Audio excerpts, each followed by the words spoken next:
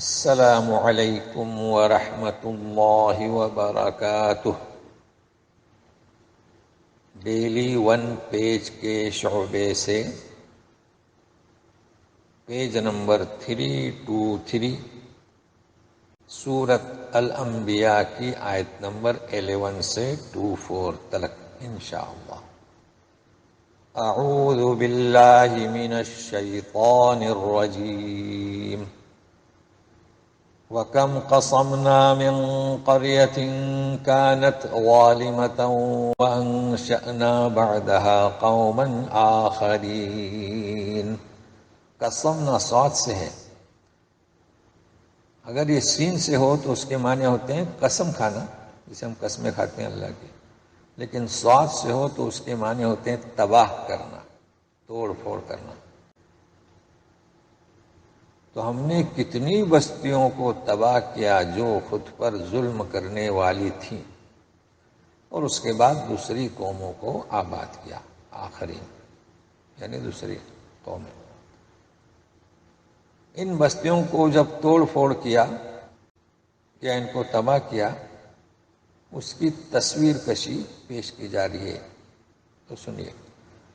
فَلَمَّا أَحَسُّوا بَأْسَنَا إِذَا هُمْ مِنْهَا يَرْكُضُونَ۔ احس احساس، جب انہوں نے ہمارے عذاب کی آہٹ سنی تو لگے بھاگنے، یعنی جب گرفت ہوئی تو آواز تو آئے گی ابتدا میں، تو بھاگنے لگے۔ اب جب گرفت آ پہنچی تو بطور مذاق کے کہا جا رہا ہے، اس بات کو ملحوظ رکھیں ورنہ پھر اگلی آیت سمجھ میں نہیں آئے گی، کیونکہ انہیں کیا کہا جا رہا ہے؟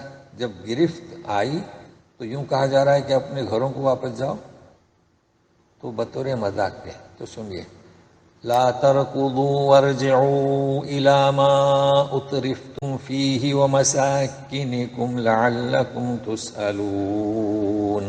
بھاگو مت، لوٹو اس چیز کی طرف جس میں تمہیں آسودگی دی گئی تھی، یعنی اپنی بستی اور اپنے رہنے بسنے کی جگہ، وہاں لوٹو تاکہ تم سے پوچھا جائے۔ اب دیکھیے، عذاب آیا، گرفت ہوئی، تو بطور مذاق کے کہا جا رہا ہے، تو وہ کیا کہیں گے؟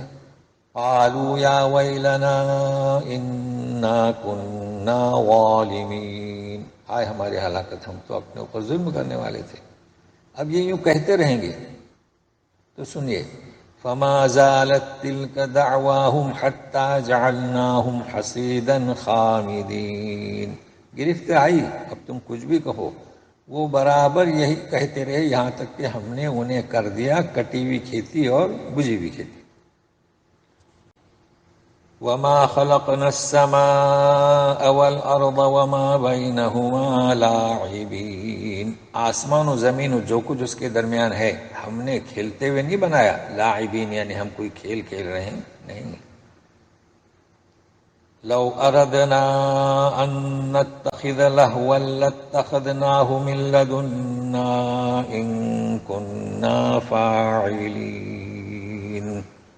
اگر ہم چاہتے کہ کھیل و تماشا کا ارادہ کرتے ہم، تو یہ تو ہم اپنی جانب سے کرتے، اگر ہمیں کرنا ہوتا تو اس کی کیا ضرورت تھی کہ دنیا بنا اور لوگوں کو ابتلا میں ڈالو۔ یہ کہہ رہے ہیں، بل نقذف بالحق على الباطل فيدمغه فإذا هو زاهق وَلَكُمُ الْوَيْلُ مِمَّا تَصِفُونَ۔ بلکہ ہم مارتے ہیں حق کو باطل پر، تو وہ حق باطل کا سر کچل دیتا ہے، تو وہ مٹ جاتا ہے۔ یہ ہمارا طریقہ کار ہے، اور رہے تم تو ہلاکت ہے اس بات پر جو تم باتیں کرتے ہو۔ تو مزید سنیے، وَلَهُ مَن فِي السَّمَاوَاتِ وَالْأَرْضِ وَمَنْ عِندَهُ لَا يَسْتَكْبِرُونَ عَنْ عِبَادَتِهِ وَلَا يَسْتَحْسِرُونَ۔ آسمان اور زمین میں جو کچھ ہے اسی کا ہے، اب فرشتوں کا ذکر ہو رہا ہے. ومن عندہ، جو اس کے پاس، یعنی کہاں؟ عرش کے پاس جو ہیں، تکبر نہیں کرتے اس کی عبادت کرنے سے، ہم عبادتی ہی عبادت، اور نہ تھکتے ہیں، بلکہ مزید کیا کرتے ہیں؟ یسبحون اللیل والنہار لا یفترون، رات و دن اس کی پاکی بیان کرتے رہتے ہیں، اکتاتے نہیں. تو یستحسرون تھکنا، یفترون اکتانا. اب ان لوگوں نے جو سرکشی کی اور اللہ کو چھوڑ کر جو معبود بنائے، اس کے تعلق سے بات پیش کی جا رہی ہے. ام اتخذوا آلہۃ من الارض هم ینشرون، کیا انہوں نے الہ بنائے زمین سے؟ یعنی زمینی الہ کتنے بنائے جو انہیں دوبارہ زندہ کریں گے؟ ہم ینشرون، وہ پیدا کرنے والے ہیں. یہ پیدا کون کرے گا؟ جس نے پہلی دفعہ پیدا کیا ہے وہی اسے اٹھائے گا. اب انہوں نے زمینی خدا بنا لیے، تو جب قیامت واقع ہوگی تو انہیں زندہ کون کرنے والا ہے؟ کیا وہ؟ یعنی ایک لمحہ فکریہ ہے، ایسی ضرب لگائی جا رہی ہے، آپ اس پر غور کریں. ہمارے مسلم بھائی بھی، انہوں نے بھی کئی الہ بنا رکھے ہیں. تو اس آیت کو نوٹ کر لیں. آپ کہیں اپنی حاجتیں مانگنے کے لیے جاتے ہیں، پھر دور چلے جاتے ہیں، بلکہ دوسرے کنٹری بھی چلے جاتے ہیں مانگنے کے لیے. تو دیکھیے کیسی آیت اگلی ہے. لو کان فیہما آلہۃ الا اللہ لفسدتا فسبحان اللہ رب العرش عما یصفون. اگر اس میں، یعنی زمین و آسمان میں، کوئی اور معبود ہوتا اللہ کو چھوڑ کر، یعنی اللہ کے سوا کوئی اور معبود ہے تو دوسرا ہوا نا، تو دو ہوئے، لفسدتا، تو کیا ہوتا؟ فساد برپا ہوتا.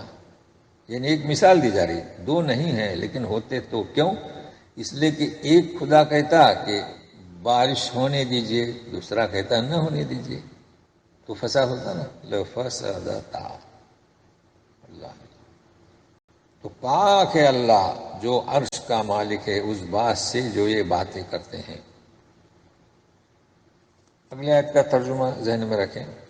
لا يسأل عما يفعل وهم يسألون.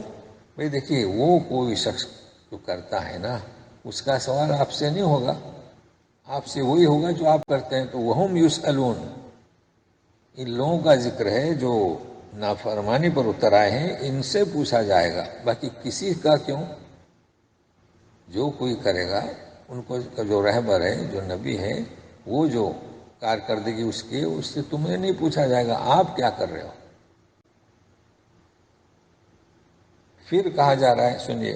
ام اتخذوا من دونه آلہۃ قل ہاتوا برہانکم ھذا ذکر من معی وذکر من قبلی بل اکثرهم لا يعلمون الحق فهم معرضون.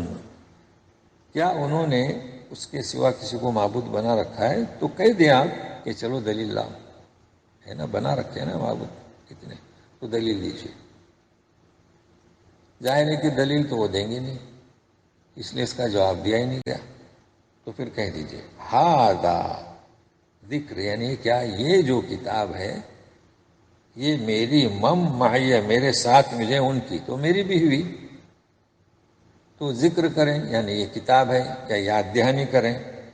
اور یہ کتاب اور یہ یاد دہانی جو مجھ سے پہلے انبیاء گزرے ہیں ان کی بھی ہے، یہ کوئی نئی چیز نہیں ہے.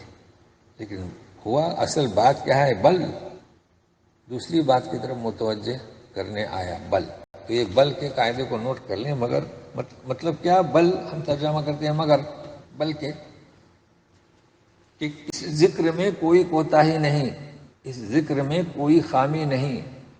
یہ تو کتاب ہے میرے پاس، اور یہ کتاب ہے میری اور جو میرے ساتھ ہیں اور جو مجھ سے پہلے انبیاء، یعنی کیا؟ برحق ہے. بلکہ یہ لوگ اس چیز کو، حق بات کو نہیں جانتے. تو نقص کس میں ہے؟ ان میں، نہ کہ اس کتاب میں، نہ کہ اس یاد دہانی میں. تو ہمیشہ بل جو ہے نا دوسری بات کی طرف متوجہ کرتا ہے. اچھا، لا یعلمون الحق فہم موردون، تو حق بات کو نہیں جانتے اس وجہ سے منہ موڑتے ہیں. دیکھیں کہ یہ کتاب ہے، یہ ذکر ہے کس کا؟ جو میرے ساتھ میں، اور ذکر یاد دہانی کس کی؟ جو مجھ سے کب پہلے تھے، انبیاء آئے تھے. حقیقت یہ کہ یہ لوگ حق بات کو سمجھتے نہیں، جانتے ہی نہیں، اس وجہ سے وہ منہ کو موڑتے ہیں. تو آج اتنا ہی، پھر ملیں گے. السلام علیکم ورحمۃ اللہ وبرکاتہ.